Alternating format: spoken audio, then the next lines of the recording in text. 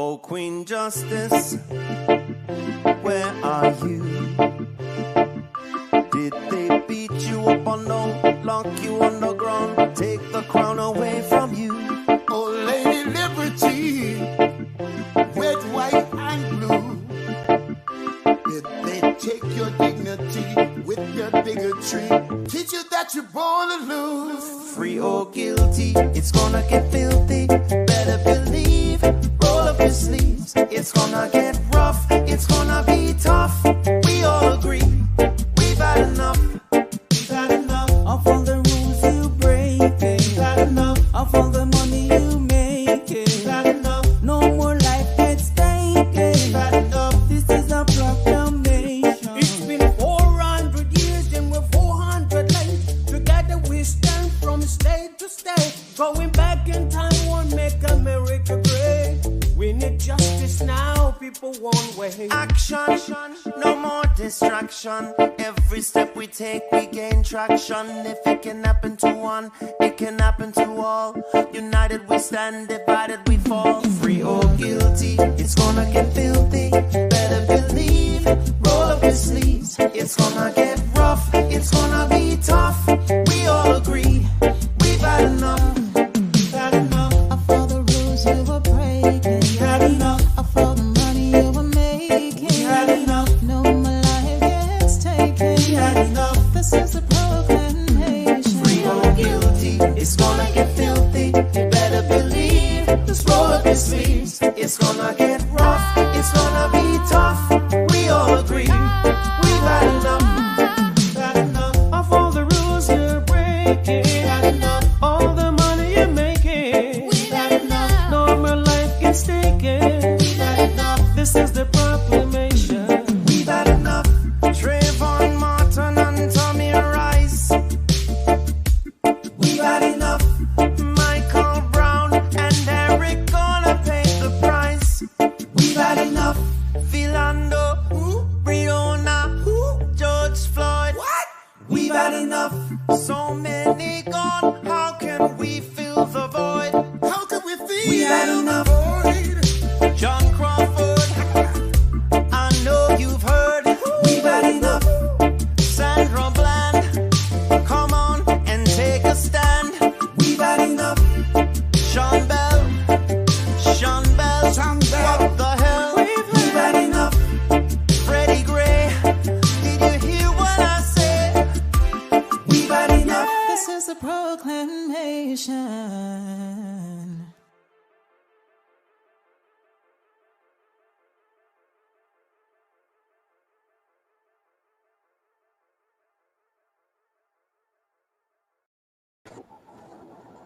I'm Al McFarlane. Welcome to Conversations with Al McFarlane. I see Professor Dean Burnell Venable Powell is here.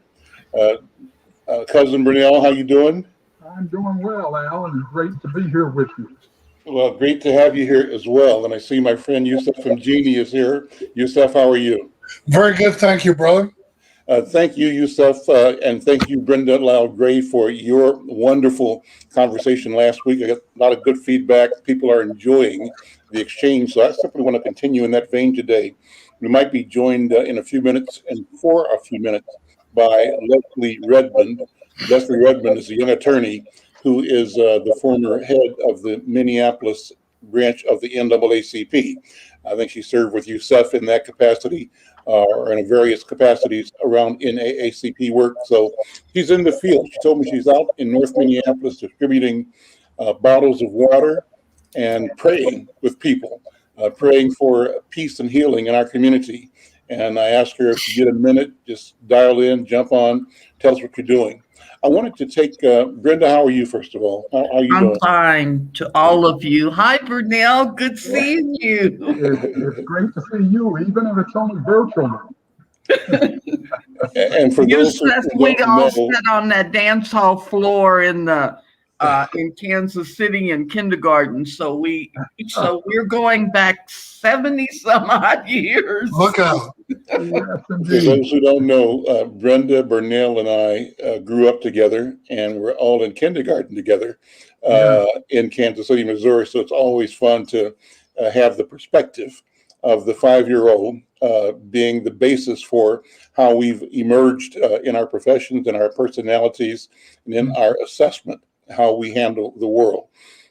So, Brunel, when we talked last, one of the things that you were interested in, and I am as well, is sort of looking at the state of the Republican Party. And I'm interested in examining what I call is the removal of the sort of pulling the cover off. They've pulled the cover off of themselves, as I see it. And they seem to be revealing themselves not as a broad-based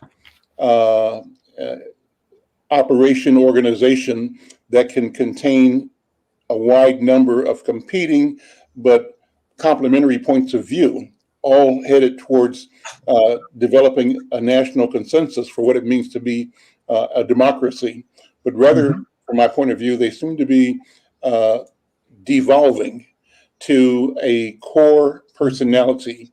That personality, from my point of view, reflects a commitment to a sense of entitlement, a sense of ownership of the world, the idea that they created the world and that but for them, the world would not exist in any way that was of value. And so it's a chauvinistic point of view. It explains and revels in the idea of both in the idea of empire, of imperialism, but also this idea of manifest destiny, that they've got a duty to defend against the barbarians. And guess what? Everybody but them is a barbarian. So, Brunel, let me stop there and just ask you to weigh in on the proposition of where has the Republican Party come from? What was its finest expression of participation and engagement, and where is it now? Where does it go? And as it goes, where do we go? Well, let me start by saying I'm getting some feedback, but I'm not sure why. Do you have two machines on there, Brunel? Are you on one or two? We're not getting feedback here. You're okay on this side. Well, I'm hearing myself, but I'll continue talking. Okay. You just turn your own sound down so you don't hear yourself and then back up when you listen to others. All right. Well, let's see how we do that. Does that? No.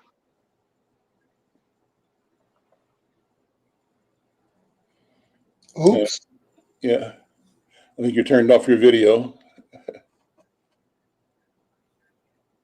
I can see my.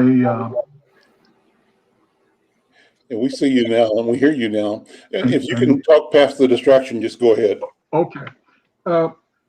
I was about to say that as bleak as your assessment was, I think that you may be giving the Republican Party too much credit. Too much credit from the standpoint that at least you are willing to see them as a political party. I think that they have drifted into the area of being a personality cult. You will remember that just recently the Republican Party had an opportunity to pass a political platform, as any party would do. This time around, however, when Trump ran, the Republican Party ran without a political platform, declaring that whatever Trump stood for was what they stood for. So they didn't need a political platform. Well, that's cultism. That's not a political party operating. And what we have seen over a period of years is a slow movement by the party in this direction, in the direction of moving away from issues and more towards simply being a group of people who hold positions that they would like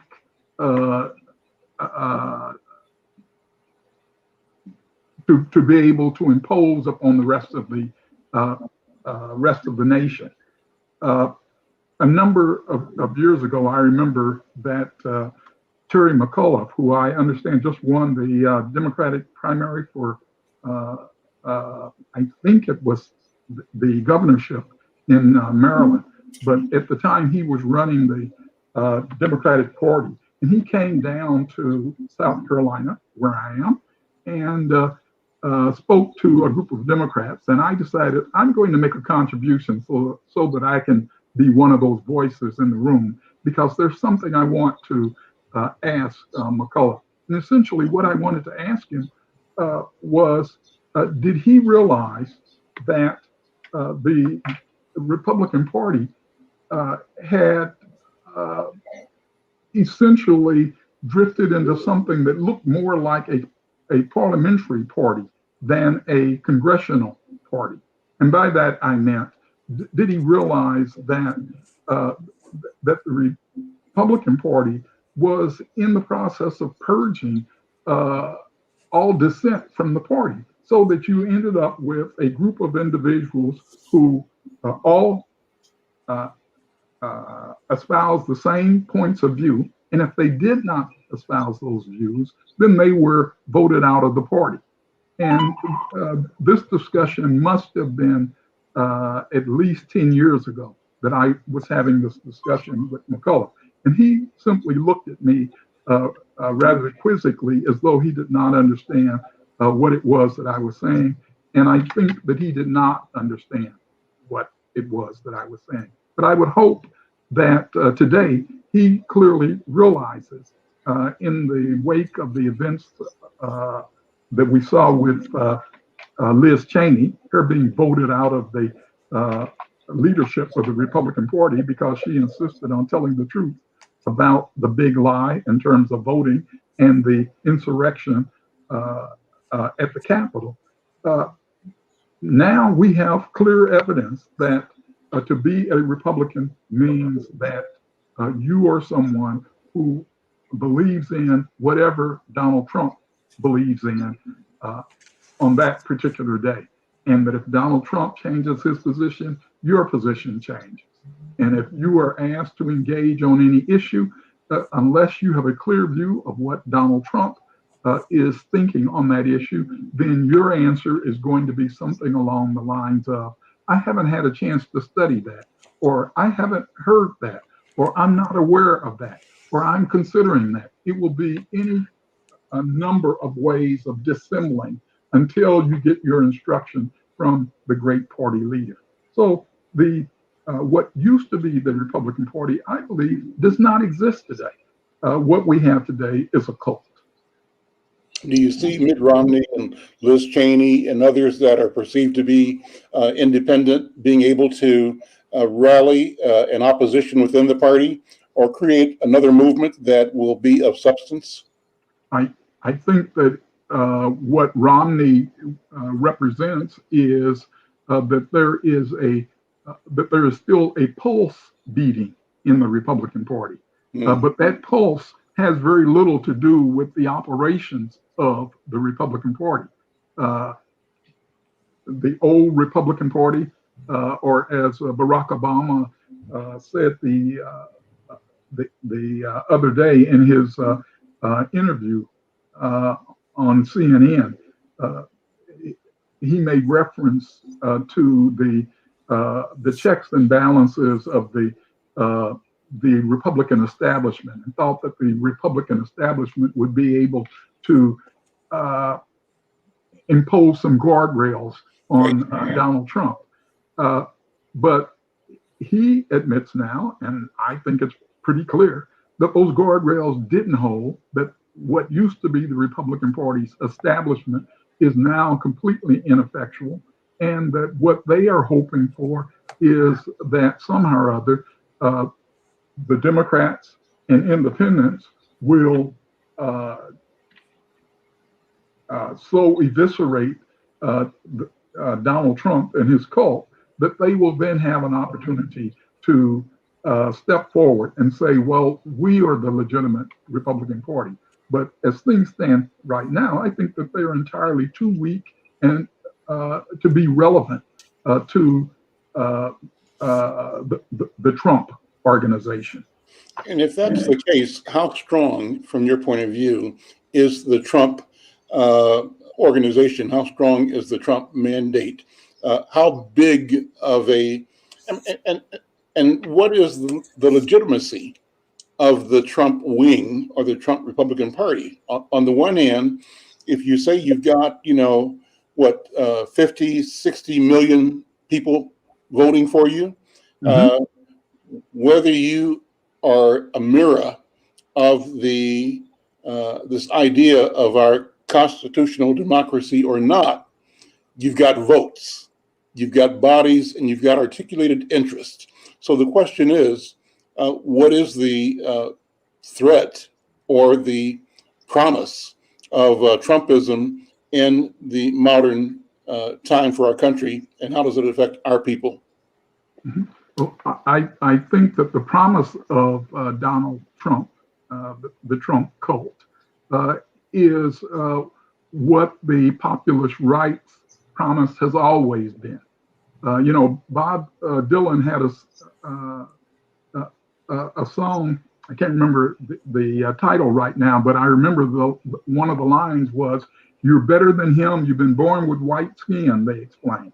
and I think that really sums up where Republicans are these days. There are a group of people who basically align themselves with Donald Trump because they know that aligning themselves with Donald Trump means that they don't have to align themselves with the other. And who are the other?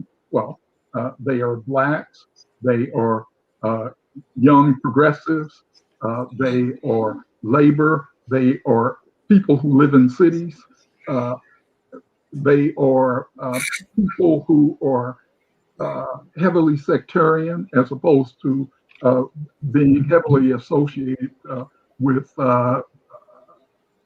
doctrinaire religious views. They may have religious views, but they are religious views that are accommodating. They recognize that other people have religious views, and that as a result of that, if you are going to engage on the basis of religion, you have to engage on the basis of treating all religions as having a place at the table and being able to speak, and no religion having a monopoly on what the truth is. So that's what's being promised by Donald Trump, and it's essentially what the Republican Party has been running on for several years. In noting that they've been running on this for several years, one of the things that I would want to emphasize is that the Republican Party didn't become this cult simply because of Donald Trump. If we think back to the days of Barry Goldwater, pre-Barry Goldwater, the Republican Party had a number of people in the party who were referred to as liberal Republicans. Rockefeller, Lon, Percy in Illinois. These were people who held political views in opposition to the Democratic Party's political views, but they were people who were all committed to the idea that the responsibility of government and elected officials in government is to accomplish what the people who elected them want them to accomplish. And that group of people, however, have been completely purged from the Republican Party. And today, it is simply not possible to find even a single person in the Republican Party who can be called a liberal. Not one person. But think about that in contrast to the Democratic Party. We right now are watching individuals on the far left wing of the Democratic Party gnashing their teeth and shouting and waving their their finger and their fist sometimes about Joe Manchin, who is on the extreme right conservative wing of the Democratic Party. But think about it. Think about how wide that spectrum is, and think about what it means to have a spectrum such as that as part of your political party. It means that before ideas can be put forward for debate, and before ideas are ultimately decided upon, your party is going to have a debate. And the best ideas that come out of your party then are going to be presented as the party's ideas and are going to be presented to the nation as options for what ought to be done by way of running the nation. That debate is simply not happening in the Republican Party. The Republican Party has a right-wing position that runs from hard, extreme, fascistic right wing to a right wing that is far to the is far more conservative than the Republican Party was in the 1960s. Richard Nixon would not qualify as in terms of the positions that he took, would not qualify as a Republican today. Just think about that. Richard Nixon would be a liberal who has to be purged from the party. The Bushes have already been purged from the party for all practical purposes. So the debate that we normally expect in a political party simply cannot take place in the Republican Party, and in payment for the allegiance, the acquiescence of the members of the Trump group. What you get, or you get no taxes, you get statements of appreciation about how great you are and how terrible people of color are, and you get an opportunity to blame everybody else for the whatever problems you may be encountering, and you get a pledge that whatever happens going forward, we are going to take care of you, even if that means that we have to run roughshod over the rights of other individuals.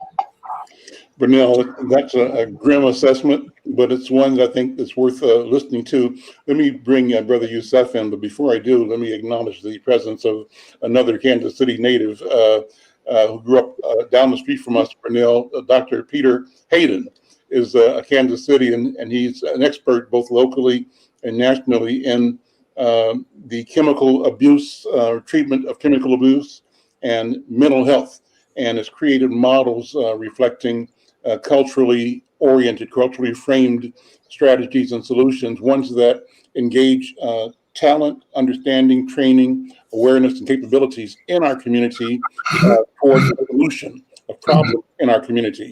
And his approaches, from my point of view, demonstrate the value of us arriving towards or moving towards a sense of both equity or engagement that suggests we have an obligation, a duty, and a right to provide for our care. Our health is, in fact, our business, and we have to pay attention to the business side of health. Business side of health means phenomenal revenue streams associated with health problems, health solutions, and too often we simply are urged to and relegated to the problem side of the equation, to the pool of misery, while others get the money. They get the money, we get the misery. That's an Al McFarlaneism. But let me come back to you in a minute, Dr. Hagen, to see you, and move back to Brother Youssef, because I wanted you to weigh in on this discussion. And Peter, we're talking about, let's give our critique of what is and where is the Republican Party in our country.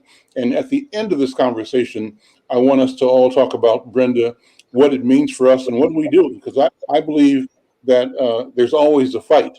And the question is, how do we look at this? How do we describe it? And how do we figure out how we protect and advance our interests? And so, Yusef, jump in, buddy.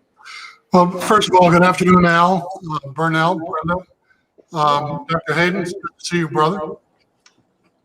Good I seeing want you. to defend Burnell because I think he was on point 100% and could not add anything to the analysis that he provided. The Republican Party, or whatever we want to call its current content, is clearly to the right of Attila the Hun. And it is a party or a body of fear, division, polarization. And prior to the November elections, the pundits were saying that candidate Trump had clearly 1/3 of the voters, that President Biden had 1/3, and that 1/3 were undecided. And none of the pundits imagined that the other 1/3 would be split almost down the middle, and that candidate Trump would amass 74 million votes for the presidency. And if you look at the rank and file of the Republican Party, more than half, 56%, believe that Trump is the duly elected president and that the election was stolen from him in November by Biden and the Democrats. So we are facing very serious times in the United States in terms of the potential for a coup. We've seen the underhanded voter suppression that has passed in the legislature in 34 states in our country, and that number is growing daily. The Republican Party is to be commended, however, because they have done an exceptional job with the assistance of the Republican-sponsored media, with ALEC, the American Legislative Exchange Council, providing draft legislation to every Republican state legislator in the country, who receives new legislation on a biweekly basis from ALEC that promotes stand your ground, voter ID, all of the suppression initiatives that they've been approving and implementing in Republican legislatures around the country. And the Republican Party and those people who identify as Republicans are clearly in the numerical minority among American voters. So the only opportunity that they have to exercise leverage is by limiting the potential of non-Republicans to go to the polls and exercise their votes. And we're seeing it. It is brazen. It is bare naked, arrogance in terms of the lengths that they have stooped to, not gone to try and prevent people of color from early voting, from the necessity for requiring voter ID. And, we saw the 60 baseless lawsuits that were filed by Rudy Giuliani with hair dye running down his cheeks in states across the country that even Trump-appointed judges had to laugh when they threw out of court as being absolutely without substance and meaning. So, they essentially have dropped their own pantaloons in terms of their arrogance and their willingness to go to whatever means necessary to try and prevent the American people from truly having a voice at the polls. So we are faced with some truly diabolical efforts on the part of people who identify themselves as Republicans, who are attempting to exercise political leverage in local and state elections. And, we've seen what happened with the Supreme Court. We're seeing it in terms of the efforts in Congress. We're going to see it in terms of redistricting with the 2020 census all over the country. And we need to get busy, or we're going to face dire consequences across this country. Dr. Hayden, jump in. We are going on this analysis of the Republican. What I like about this is that we are Black men and women here having a serious discussion about things that we are not invited to talk about, at least not publicly. And this is a question of not having an invitation, but taking the opportunity to exercise our thought and to share our ideas, our feelings. And so in that spirit, I invite you to engage and weigh in, and obviously feel free to move the conversation as well in directions that you think are both connected or tangential. Okay. Well, it's so good to be with my homeboy and homegirls. Dr. Powell, I'm off of 23rd and Vine. And I grew up, as I tell people, across the street from Babyface, Pool Hall, and Yeah. Grimm's Funeral Chapel, and J.D. Johnson Drugstore. And I'm naming all these people because everybody's African American. And so that's how I grew up. I grew up watching Black people be successful, even though we had some problems with the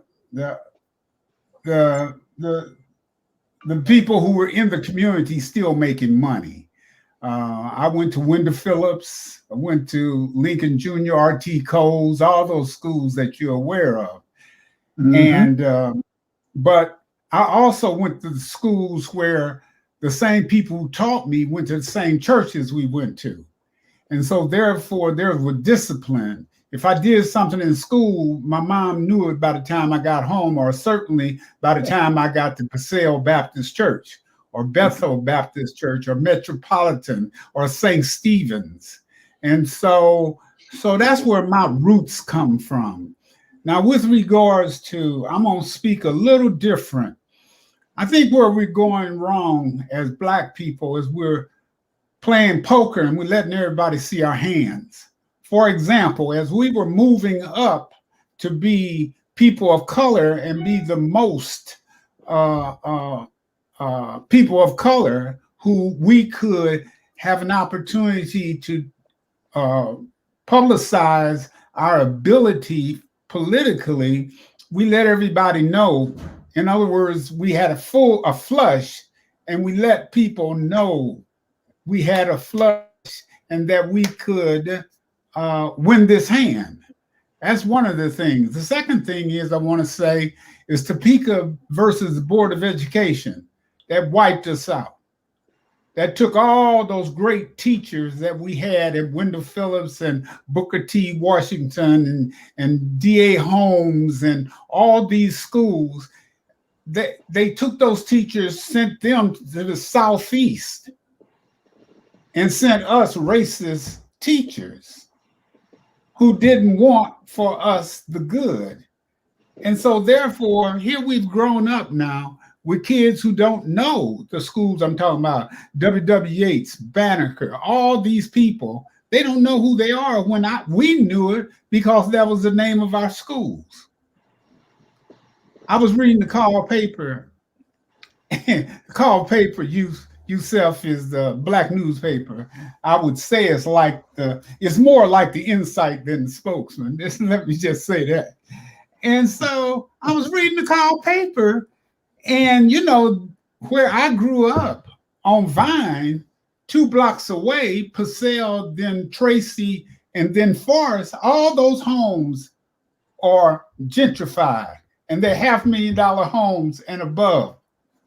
And I started crying because I said, wow, all of this has changed. And when the people decided to change Paseo to Martin Luther King Drive, those white folks went to Paseo Baptist Church and got it turned down. In other words, they could not make Paseo Boulevard Martin Luther King Drive. But that's us. That's us. That's us. Black people who allow and is still allowing these things to happen in my mind. I run a program, a treatment program, a mental health program that treats African Americans. It's a Cultural Civic Service Center, and it says it's Black owned. We're still wanting to be equal opportunities employees, and it's not working. So I know probably there are some thoughts about that.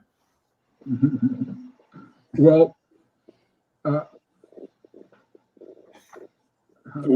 hurt me, Doc. Okay. Don't hurt me. I was unmuting myself here. Doctor, I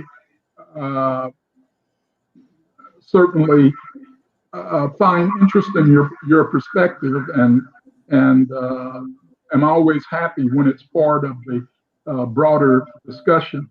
I don't agree with the what I think is an implicit premise, however, that the great African American initiative that started in the 1600s in this country is not working. It's not working the way we want it to work. It's not working to the degree that we want it to work. But I don't think that a case can be made that it's not working. In fact, I think that the real case that can be made with respect to Black in this country, and I'll speak specifically of African American Black in this country, is that despite enormous hurdles, despite continuing attack and roadblock and the most odious treatment of any people in the history of the world, we are here. Still we survive. Still we prosper. Still we are speaking as doctors and lawyers and educated people. We still see ourselves as in the historical continuum of Frederick Douglass and W.E.B. Du Bois, and on and on. So no, I don't agree with what I hear as an implicit premise. But having said that, what I do agree with is that this fight is not over. It is far from being over. And that one of the things that we have to do as African Americans, as part of the vast African diaspora, is to come together and focus ourselves on what it is that we are doing and where it is that we seek to go. Brunel, I hadn't heard, and I'm thankful for your articulation.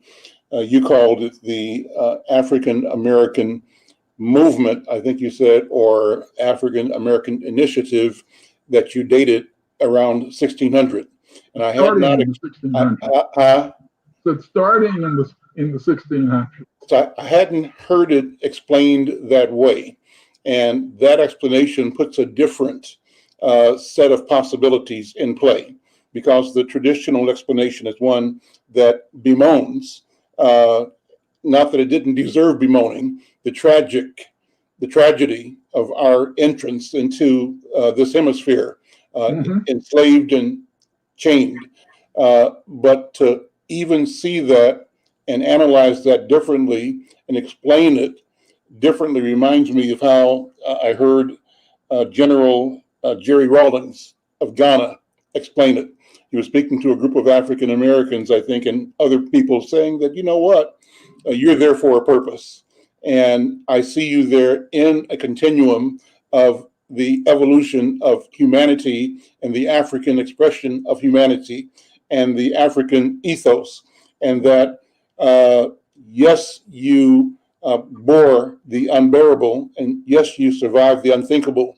But in doing so, you've been accomplishing the mission, the task.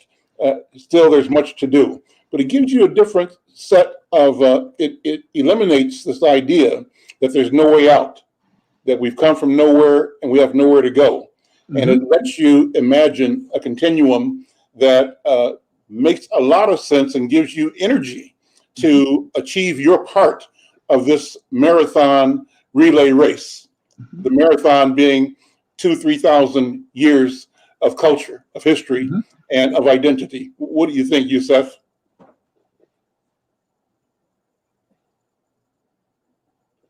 No, you're muted. You're muted, Yusef.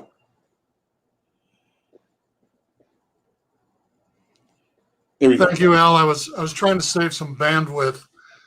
I'm reading Isabel Wilkerson's book, Caste, and I found it interesting that she begins the book with the anchoring of the good ship Jesus in the mouth of the James River in 1619 with the first 19 or 20 Africans who came to this country. And I had pointed out earlier that slaves didn't come from Africa. Africans came from Africa and were enslaved in this hemisphere, okay? And I would agree with your premise that the battle is not lost, that we still have a ways to go, a long way to go. I think the major challenge facing our community is that facing our young people today, that they don't see themselves connected to the continuum of the struggle that Black people in this country have represented, not only surviving. You know, the cockroach is the oldest surviving thing on this planet, but we have not only survived, but we have managed to survive and to develop, okay? And we have got to leave our community more beautiful than it was when we were born into it by building the capacity of our young men and women so that they can raise our community to even higher heights and higher levels. And I think that is one of the greatest cultural challenges. And Dr. Hayden is on point in that regard, that we do need to surround the wagons and deal with our own first and make them a priority so that we have the capacity to go forward and to not only survive, but to develop. So I don't think we're disagreeing, and I'm not opposed to our disagreeing agreeably. I think we're saying the same thing in a different fashion, okay? And Frantz Fanon said that each generation must, out of relative obscurity, discover its mission and either fulfill it or betray it. And I think we have to help this millennial generation that is coming down the pipe to discover their mission, to own it, to invest in it, and to carry it to the next level, Al. All right. Have we discovered and delivered on our part of that, Yusef? I think we've done the best we could with the tools that we had available, Al. Mm-hmm. And if we look at the generations that preceded us, and I think Burnell, I don't want to speak for all of us, you and Brenda and Al being the elders in our midst, that I think Peter is. We haven't begun to pay dues in comparison to what our parents and grandparents and great-grandparents had to deal with on a daily basis.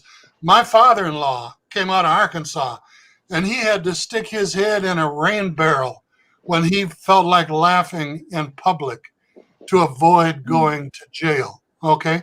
Because it was against the law for Black people to laugh in public in Arkansas, okay?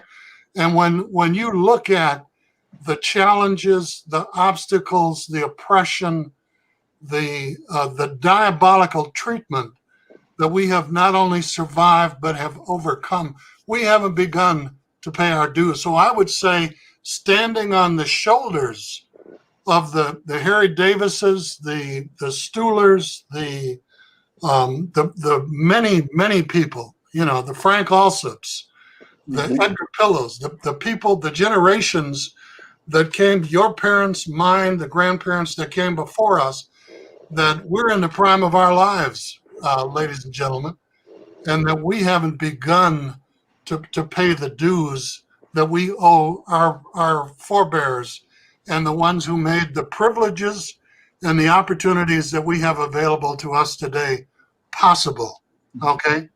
who had to deal with challenges that would have buckled our knees dozens of times every day just in order for them to be Black and to survive and to provide for us, okay, so that we would have the opportunity to contribute. So Vernell, before you respond, let me send a note to Kelvin Curry, who's engineering the show. Kelvin, cue up the song that I'm going to end with. I want to play that before we end because I want our panel to respond to it. Gary Hines and Sounds of Blackness next week are releasing a new record called Reparations, and we played it in an audio edition of it a couple weeks ago. Yusef was with me on that one, but the video is out now. So this will be the premiere of the video in this space. And Calvin, if you are monitoring and hearing me, let me know in the chat that it's ready to go. And when it is ready, I want to play that and then continue the conversation. So Vernell, go ahead. I want all of us to guard against being too hard on where we are as a people. One of the things that it is difficult to get over is that every generation is faced with obstacles with which they have to deal. They change from generation to generation. What is consistent generation to generation, however, is that some small group within the African American community, within whatever community, is going to be willing to put itself at the forefront, put itself at risk, put itself out in opposition to the status quo. But we can't, in the 21st century, look back and assume that in the 18th century, the 17th century, even the 19th century, that all Blacks or are all whites who were of a progressive view were actually out there putting themselves on the line. It doesn't work like that. Some of us in each generation answer the call. A lot of us in each generation don't answer the call, and a lot of us are opposed to the call. And we have to remember that because in remembering that, we have an opportunity to assess where we really are today. And where we really are today is that we have a voices within the, I heard the reference to the millennials. There are voices within the millennials who are answering the call.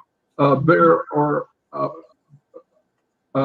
voices in every generation that has come after us, and there will be voices in the generations that come after these are passed on, who will answer the call. That's the faith that we have to believe in.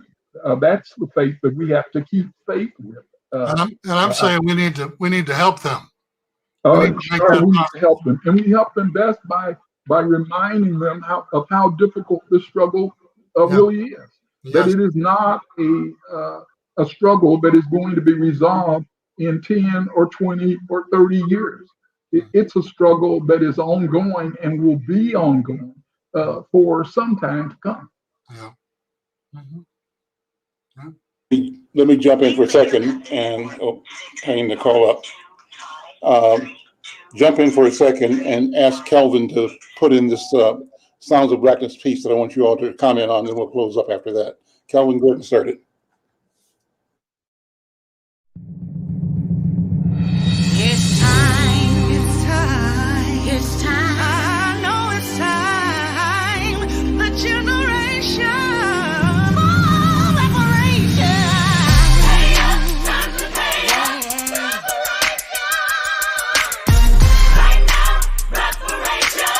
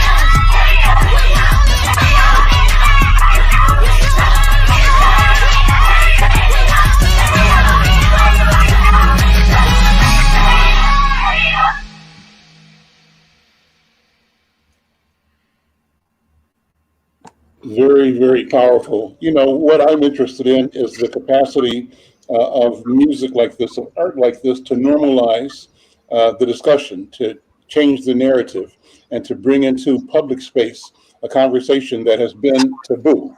As often as not, even those of us who are in the political or the corporate or the community world were hesitant to say words like reparations, hesitant because we had a feeling that that would not, sit well with even our colleagues and friends outside of our racial group, our ethnic group.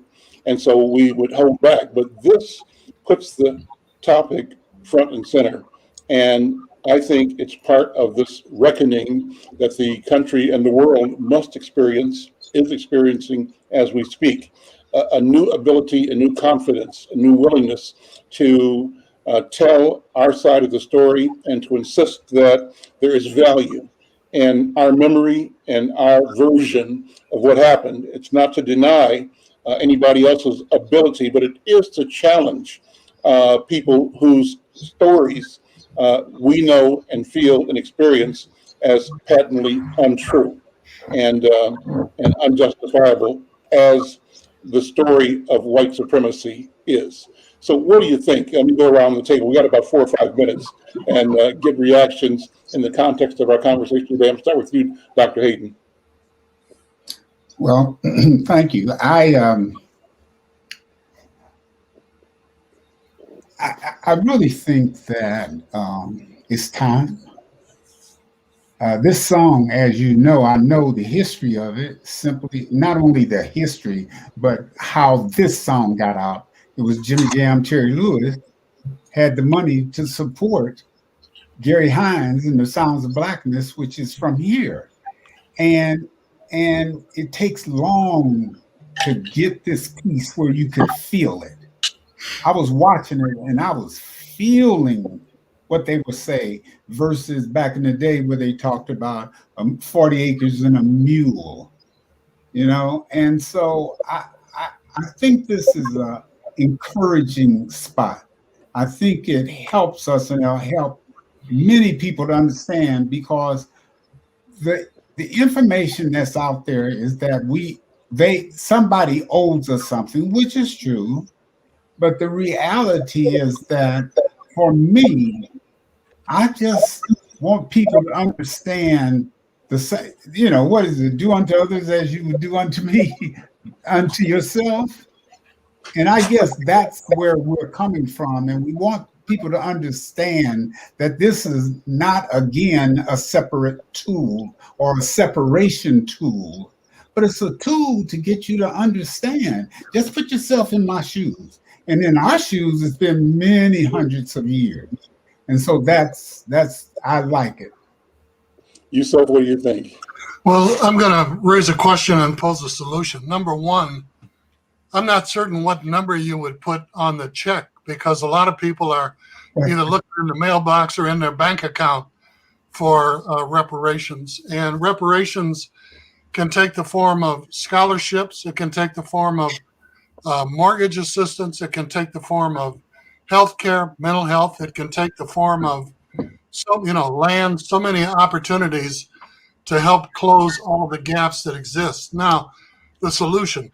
Al, want to encourage you to consider devoting an entire program to this topic of reparations so we can try and come up with a definition of exactly what are we talking about when we say reparations and how do we define it in a way that is mutually acceptable across generations and across the spectrum of our community so that when we say reparations, we're all saying the same thing. Because I think if you were to ask 20 people what reparations meant to them, you'd get 50 different answers, not 20, okay? Because it would mean several different things to each person. I want a Cadillac. I want a house. I want this. I want that. And I think we really need to have this discussion. And I welcome it, because I think it is important. And there have been estimates that say, if you take the free labor, if you take the suffering, if you take everything else, it would be $70 trillion. And if you divide that by the number of descendants of African Americans who were slaves, you get a single amount that could be placed on a check. I really want us to discuss. See, I don't know if you can put a dollar amount on what we have been through that would make it all right, to where we could shake and be friends and make up and kiss and say, all that is behind us. It's all forgotten, and now everything is hunky dory. I think we got to start someplace else, and we got to go somewhere different. But I think we do need to have that conversation, and I'd welcome the opportunity to contribute to it. Brenda Lau, what are your feelings? What are your thoughts on this?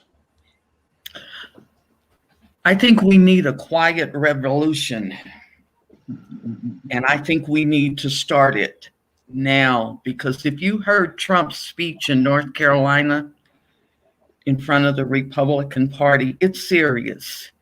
And Yusef said that on several shows. These people are serious. They're on their last leg. But I'm like Vernell, I'm optimistic. I think we're strong enough to really do a quiet revolution, to knock on doors and say, do you have your voting registration in order? Do you have your ID in order?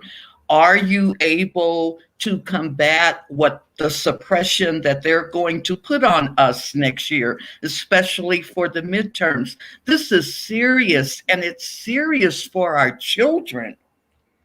Because if you have 87% white teachers, and I just wrote about it, with 50% Black kids, they're not going to tell our story. It's just not going to happen. So I am concerned about this, but I'm also optimistic because I know how tough we are. We're now going to leave the final words for you today. Sort of contextualize and summarize what your thoughts and our discussion has led to today. Well, let me start by saying I think it's been a great discussion, underlined by the fact that you referenced the discussion of reparations as being, the discussion of reparations in song as being a way of normalizing the general discussion. And I think that that's the key here. To the extent that we can talk about these issues, it allows us to normalize thinking in a lot of different directions. I started off some years ago being opposed to the idea of reparations. I've moved on that, and part of the reason why I've moved on that was indicated by Yusef's comment that I was simply reacting to the fact that because there had not been broad discussion about what reparations would mean, it could mean any number of things, and some of the things that it meant weren't things that I was prepared to endorse. But I think that by having the discussion, by keeping it going and spreading it, we can come to some sort of a consensus, and that ought to be a number one priority, to keep this discussion alive and continue expanding it. The one thing that has helped focus my thoughts about reparations is that I want something that at this point I'm simply calling traceable reparations. I want a type of reparations that stems from the idea of justice, that if you have a just legal system, all wrongs deserve some remedy. And I want a reparations that parallels that notion, that to the extent that individuals can identify wrong, I want them to have some sort of reparations that address that. So maybe at some point we'll get to a view of reparations that doesn't say, you're entitled to some benefit simply because you are the descendants of enslaved people. An idea that I reject because, quite frankly, I think that much of the world is evil, and everybody lives in an evil world, and we can't start paying off people simply because they've lived in an evil world. But we can pay off people who have suffered as a result of lynchings and urban renewal and segregated schools and racist predatory interest rates, racial exclusion clauses in their racist property, healthcare. redlining.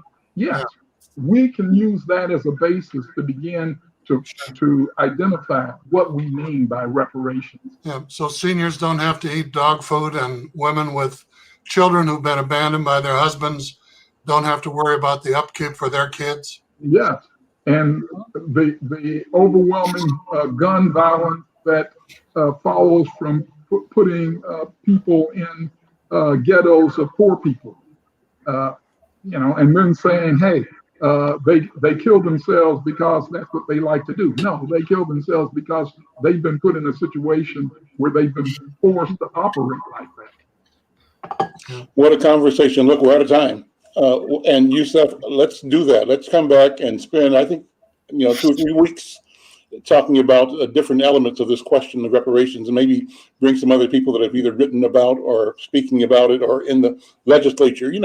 For example, there is a city in Illinois, I think, that has adopted the policy of revenues from the sale of legalized recreational marijuana being benchmarked or earmarked for Black economic development. I think home ownership, that's one story that's out there. In Florida, they're doing free tuitions, college tuition.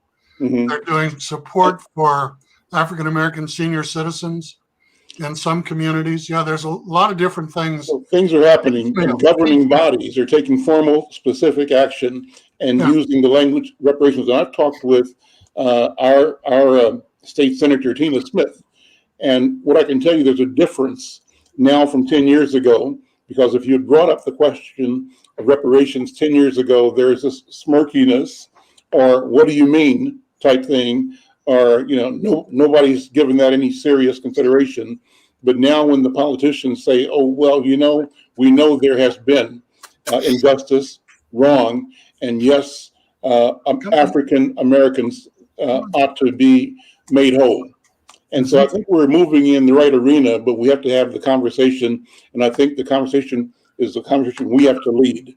Listen, thank you so much, Dr. Vincent Peter Hayden, founder, leader of Turning Point. And thank you so much. And neighbor of ours in Kansas City. Thank you, Dean Burnell Venable Powell, Emeritus, former Dean of the University of South Carolina Law School. Peter Burnell is also the Dean of the Law School at Kansas City, where we grew up, and was also a leader at the University of North Carolina Law School, taught at Harvard as well, I believe. And thank you, Brenda Lyle Gray, our kindergarten compatriot. Brother Yusef, as always, thank you. You bring so much energy, depth, and breadth to our conversations. This has been a great conversation. Join us again this time next week. I'm Al McFarlane. We'll see you.